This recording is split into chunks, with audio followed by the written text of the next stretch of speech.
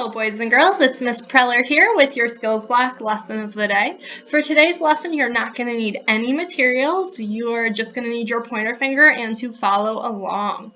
Our target today is using evidence from the text. I can answer questions about the story, Josh Takes a Bath. Before we start reading, let's hear our engagement text song. You probably know this one, so please sing with me. Gather round together and listen up well. We're going to read a story that you can retell. When we read the story, you will grow. At the end, you'll say back what you know. Okay, so that song got my mind ready to hear the text and then be ready to say back what I know.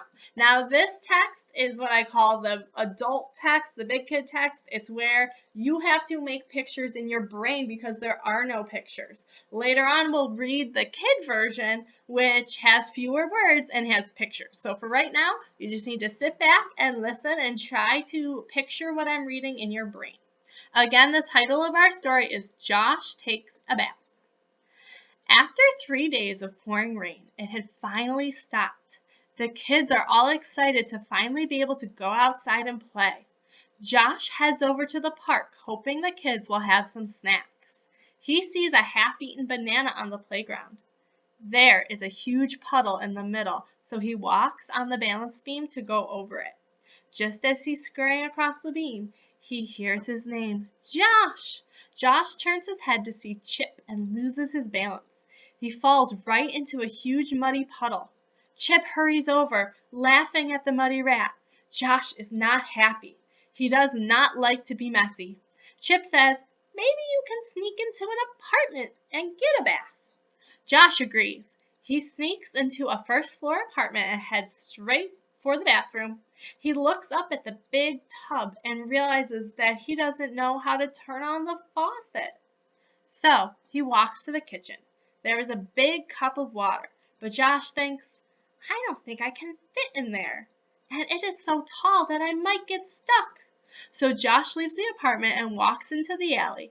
Then he has an idea. He sees a lid that has fallen off of a trash can. It had turned upside down during the big rainstorm and filled with water. Josh belly flops into the lid full of water with a big splash. He swims around, doing a backstroke and then floating on his back. He is having so much fun. Finally, his fur is mud-free. He hops out of the trash can lid and goes back to the park to dry off. The sun is shining brightly now. He finds a nice sunny spot on the sidewalk. He is so warm and comfy that he starts to fall asleep, with dreams of swimming in a pool of his own someday. Okay, now we're going to have our comprehension conversation. Remember, comprehension means that you understood what was being read to you. So when I ask you these questions, I'm going to pause and I want you to think about what I read. Sometimes it's hard to remember and you can rewind the video and listen again to find the answer. Okay, my first question is, how does Josh get dirty? Who remembers? So it had been raining for 3 days and it finally stopped. And after it rains, a lot of times the ground is very muddy. So Josh goes to the park because it's finally done raining. And when he does, there's a huge puddle in the middle of the playground. So he walks on the balance beam. And then Chip yells, Josh, and that makes him lose his balance and fall. So what I was doing, boys and girls, is I was kind of skimming over the part I had just read. I was looking in the text to answer that question. My next question is, where does Josh find to take a bath? So where does he need to go? Do you remember? He looks in a couple different places. Where does he finally find a spot to take a bath?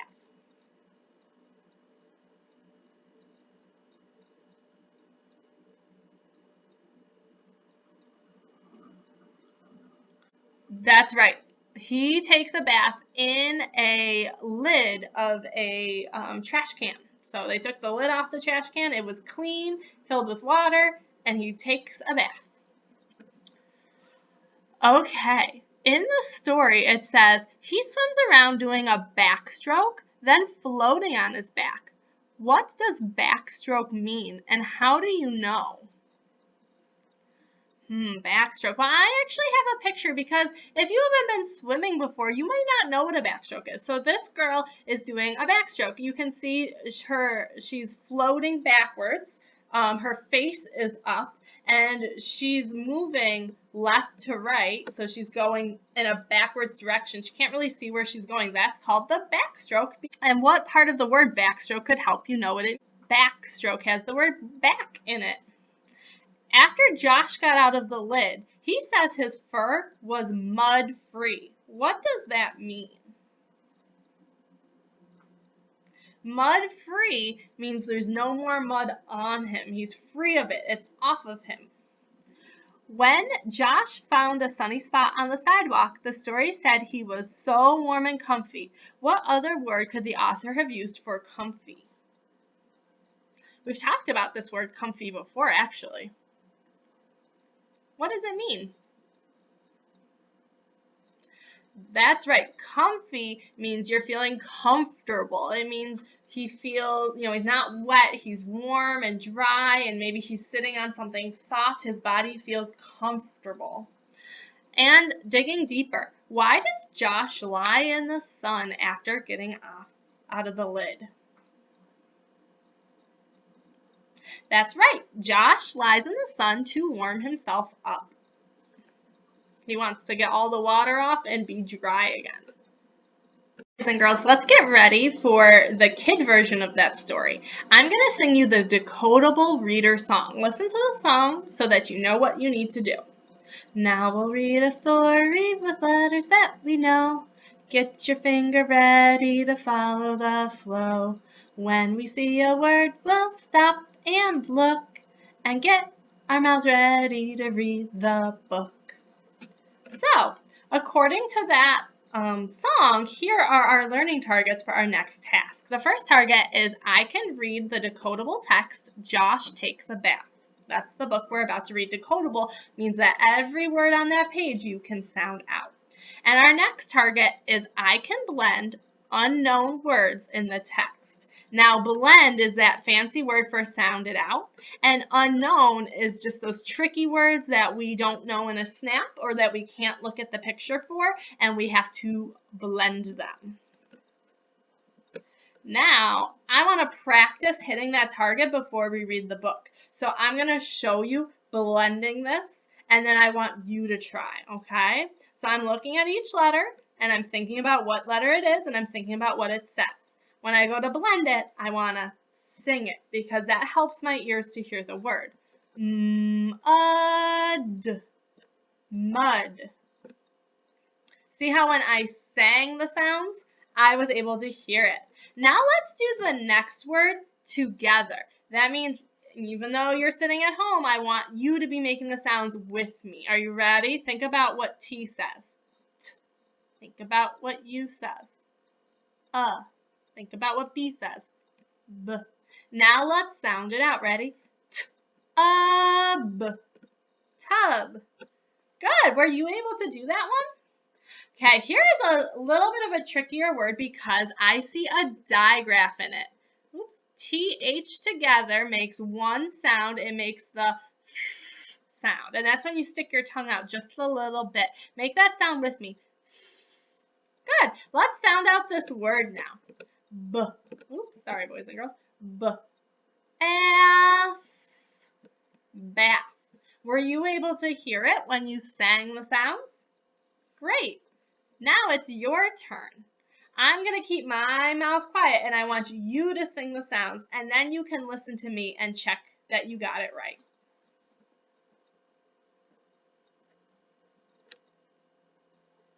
Okay, let's sound it out together. Ready?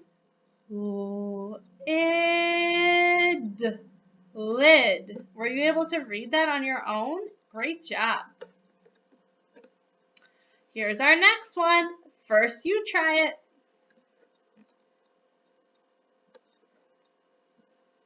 Now check it with me. Sun. Sun. Were you able to sound that out? if you were, great job. So that's the strategy you're going to be using in our book, Josh Takes a Bath, when you get stuck. You're going to blend the sounds together. So here's the cover of our book, Josh Takes a Bath. Okay. Now, I'll model reading the first page, and I'm going to show you what to do if you get stuck. Now, a lot of these words I already know. I see a bunch of sight words that aren't going to be tricky for me because I read them all the time. Josh is in the mud. Josh is in the mud. So the first time I sounded out the words I didn't know. The second time I read it to make it fluent. That means smooth.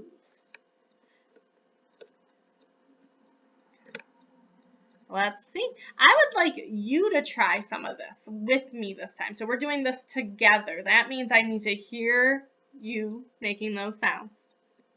The tub is big.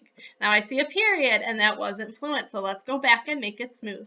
The tub is big. Now let's try this one. He cannot get in. The tub is big. He cannot get in. Good work. Now, I want to give you a little bit more work to do and me a little bit less. I'm going to pause for a second and give you a chance to try to read this page. Remember, what strategy do we use when we don't know the word? That's right. Sound it out.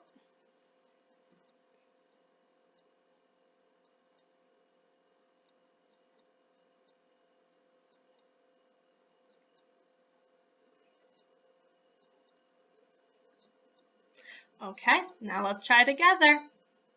The cup is not a bathtub. He cannot fit. Were you able to read that on your own? Try this page.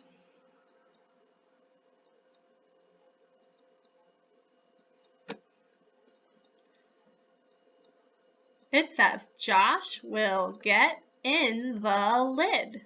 Were you able to read that?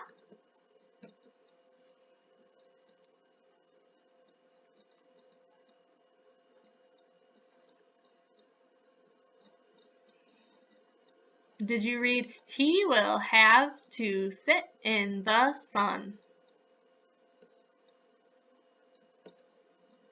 And here's our last page.